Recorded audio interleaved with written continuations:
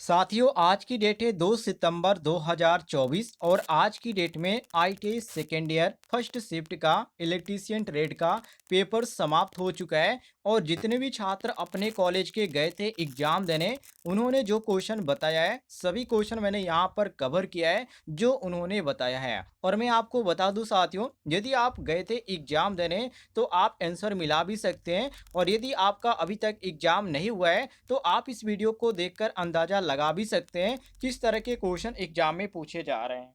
तो चलिए आज का वीडियो शुरू करते हैं, और क्वेश्चन के आंसर आपको मालूम है तो कमेंट बॉक्स में बताते भी चलिएगा। पहला क्वेश्चन आप सभी के सामने, जिसमें यहाँ पर आपको एक सर्किट दिखाया जा रहा है और पूछा जा रहा है कि डीसी जनरेटर का नाम क्या है। अब इसका आंसर आपको यहाँ पर ऑप्शन में देखकर बताना है कौन सा ऑप्शन आपको सही लग रहा है।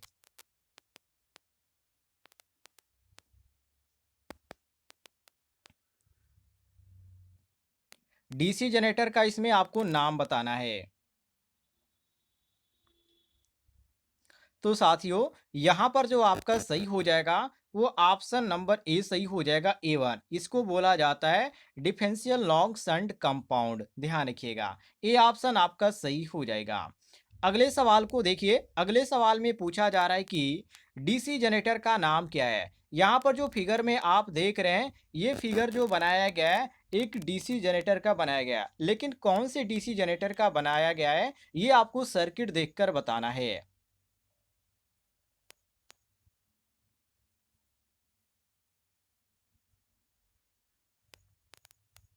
सही जवाब होगा साथियों, ये जो बनाया गया फिगर, ये आपका सेपरेटली एक्साइटेड जनरेटर का बनाया गया है। और ऑप्शन में जो आपको सही देखने को मिल रहा है, यहाँ पर आपको A4 ऑप्शन में देखने को मिल जाता है।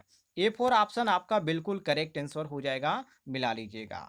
आगे देखते हैं साथियों अगले सवाल को। अगले सवाल में पूछा जा रहा है, जो कि इसमें दिया गया है 14x+3y, और यहाँ पर आपका 25x+ और यहाँ पर 2y का मान आपको ज्ञात करना, मतलब 14x+3y+25x+2y का मान आपको ज्ञात करना। बिल्कुल आपको सरल करना है। और इसका आपका मान कितना आएगा सभी लोग बताइए, यदि आपने इसका सवाल का जवाब दिया था तो।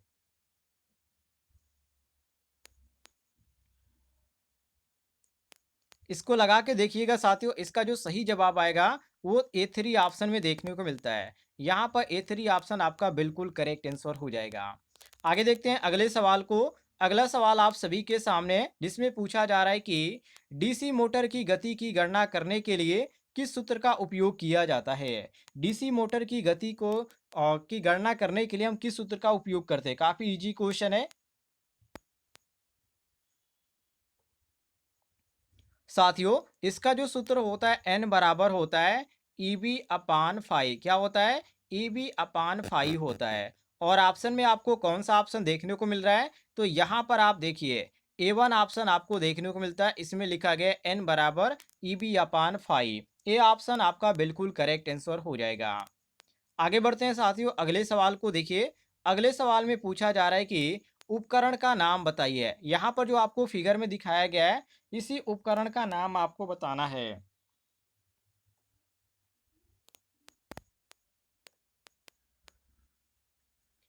सही जवाब होगा साथियों, इसको बोला जाता है एक्सटर्नल ग्राउलर, अर्थात बाहरी इसको बोला जाता है ग्राउलर। और यहाँ पर आपको A4 ऑप्शन में देखिए बाहरी ग्राउलर लिखा हुआ नजर आता है, A4। यहाँ पर A4 आपका ऑप्शन करेक्ट आंसर हो जाएगा।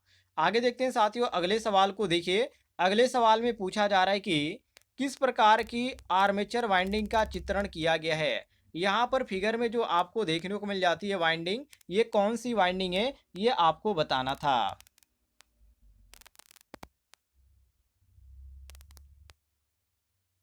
साथियों, इसको बोला जाता है प्रगतिशील लैप वाइंडिंग। क्या बोला जाता है? प्रोग्रेसिव लैप वाइंडिंग बोला जाता है। और यहाँ पर आपको A3 ऑप्शन में देखने को मिलता है, बिल्कुल करेक्ट आंसर मिला लीजिएगा। आगे देखते हैं साथियों अगले सवाल को देखिए।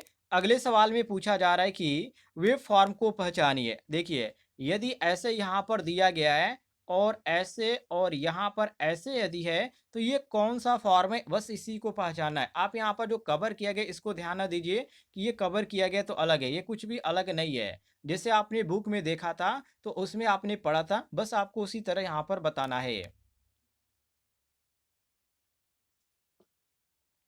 सही जवाब होगा साथियों, इसको बोला जाता है साइन वेव। क्या बोला जाता है? साइन वेव बोला जाता है। और यहाँ पर आपको ए टू ऑप्शन में करेक्ट आंसर देखने को मिल जाता है, मिला लीजिएगा। आगे बढ़ते हैं साथियों, अगले सवाल को देखिए। अगले सवाल में पूछा जा रहा है कि डीसी स्टार्टर्स के प्रतिरोध को शुरू करने के लिए किस सामग्री का उपयोग किया जाता है? ये भी काफी इजी क्वेश्चन है, बस आपको समझना है।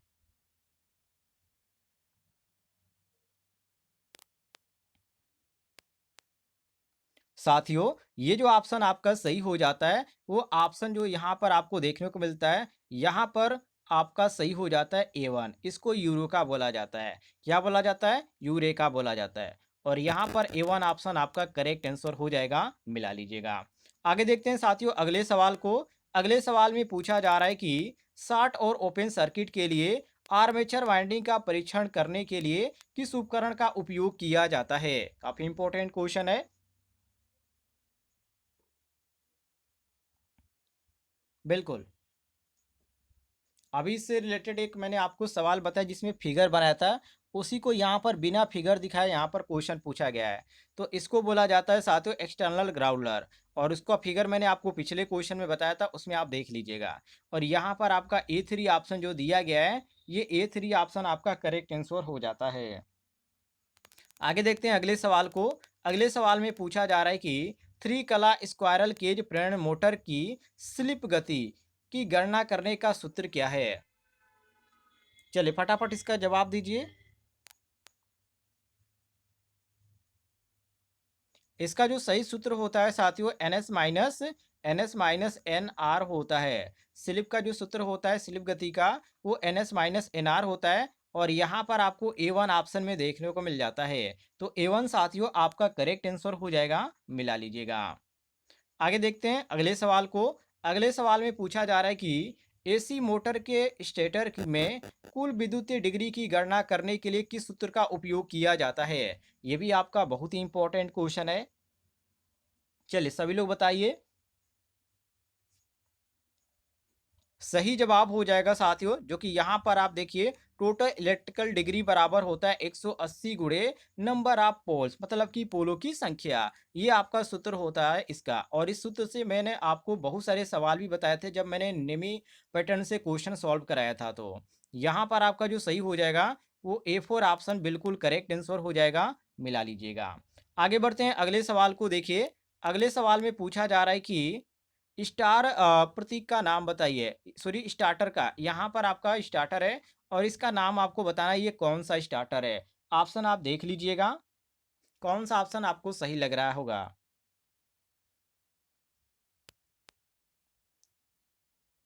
सही जवाब होगा साथियों, इसको बोला जाता है ऑटो ट्रांसफार्मर स्टार्टर। क्या बोला जाता है? ऑटो ट्रांसफार्मर स्टार्टर बोला जाता है। और यहाँ पर आपको ए2 ऑप्शन देखने को मिलता है, बिल्कुल करेक्ट आंसर, मिला लीजिए। आगे बढ़ते हैं साथियों अगले सवाल को देखिए। अगले सवाल में पूछा जा रहा है कि प्रभावी संवाद के लिए क्या आवश्यक है? ये आपका इम्प्लॉयबिलिटी स्किल से था। प्रभावी संवाद के लिए क्या आवश्यक है?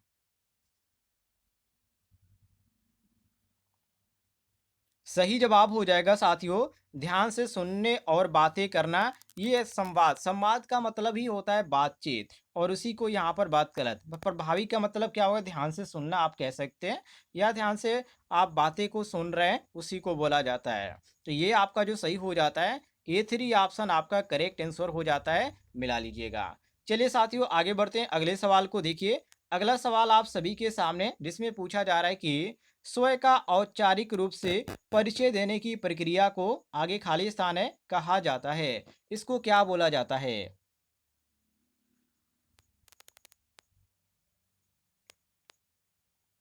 साथियों, इसको बोला जाता है स्वयं परिचय। और यहाँ पर आपको ए1 ऑप्शन करेक्ट आंसर देखने को मिल जाता है, स्वयं परिचय। यहाँ पर आप ध्यान से देख लीजिए। आगे देखते हैं अगले सवाल में साथियों, यहाँ पर पूछा जा रहा है, जो कि पहला सवाल इसमें पूछा गया था, संदर्भ तालिका के लिए इस्तेमाल किए जाने वाला दूसरा शब्द क्या है? यहाँ पर आपका ए ऑप्शन दिया गया है, बी दिया गया है, सी है, और ये आपका डी है। कौन सा ऑप्शन आपको सही लग रहा है?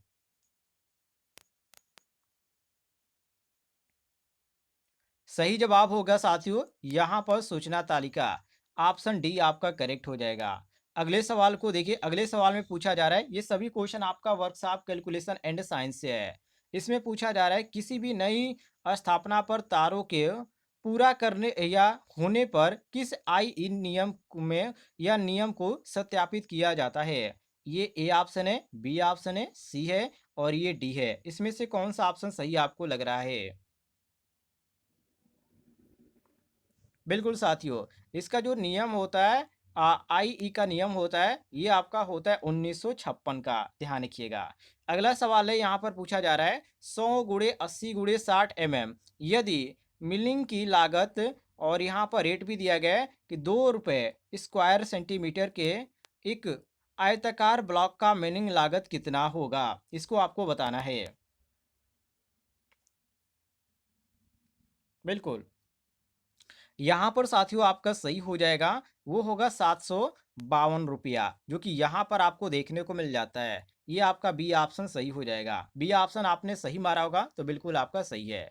आगे देखिए अगले सवाल को, अगले सवाल में पूछा जा रहा है कि विक्रय मूल्य क्या होगा यदि एक कंप्यूटर टेबल का खरीद मूल्य 1150 तथा परिवहन शुल्क 50 रुपये है और मिलने वाला लाभ 5% है, तो इसमें बताना आपको क्या है? तो बताना यह है कि खरीद का मूल्य, सॉरी, इसमें विक्रय मूल्य आपको बताना है। चलिए सभी लोग बताइए। ऑप्शन में आपको बता देता हूँ, यहाँ पर ए ऑप्शन जो कि 1160 दिया गया, बी ऑप्शन है 1620 दिया गया, सी ऑप्शन है 1060 दिया गया है और डी ऑप्शन दिया गया 1260 दिया गया है। कौन सा ऑप्शन सही होगा? तो साथियों इसमें आपका सही हो जाएगा 1260, ध्यान रखिएगा। अगला सवाल आप सभी के सामने है, यहाँ से पूछा जा रहा है विकृति और प्रतिबल दूर करने के लिए के लिए किए जाने वाला ऊष्मा उपचार प्रक्रिया का नाम बताइए। इसमें आपका सवाल पूछा जा रहा है, कौन सा ऑप्शन सही होगा?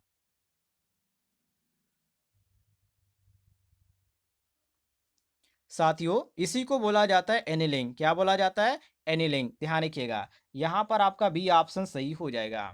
अगले सवाल को देखिए, अगले सवाल में पूछा जा रहा है स्टील को टेम्परिंग करने का क्या उद्देश्य है, मतलब कि टेम्परिंग क्यों किया जाता है स्टील को।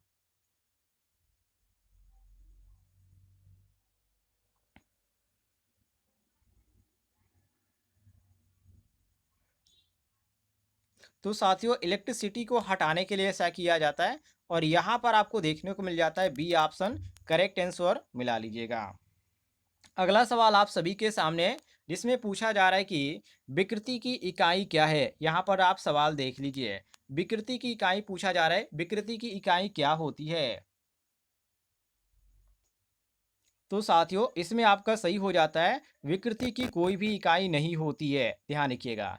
अगला सवाल आप सभी के सामने है, कौन सा बल रिवेट्स पर कार्य करता है। जो रिवेट्स होता है साथियों उस पर कार्य करता है, कौन सा बल होता है। तो साथियों उसको बोला जाता है कर्तन बल। क्या बोला जाता है? कर्तन बल बोला जाता है, ध्यान रखिएगा। अगला सवाल आप सभी के सामने, यहाँ पर कौन सा नियम बताता है कि प्रत्यावस्था सीमा के अंदर प्रतिबल विकृति के समानुपाती होता है। ये कौन से नियम से पता चलता है, ये क्वेश्चन में पूछा जा रहा है। तो साथियों इसमें आपका एक नियम होता है हुक का नियम, इसी के द्वारा पता चलता है। तो ये थे साथियों जो कि आज की डेट में एग्जाम में पूछे गए थे क्वेश्चन। यदि आपने आईटीआई का एग्जाम नहीं दिया है तो ये क्वेश्चन आप सभी के लिए खास होने वाले हैं, क्योंकि इसमें बहुत सारे क्वेश्चन आपको ऐसे देखने को मिलेंगे जो कि बार बार रिपीट हो रहे हैं।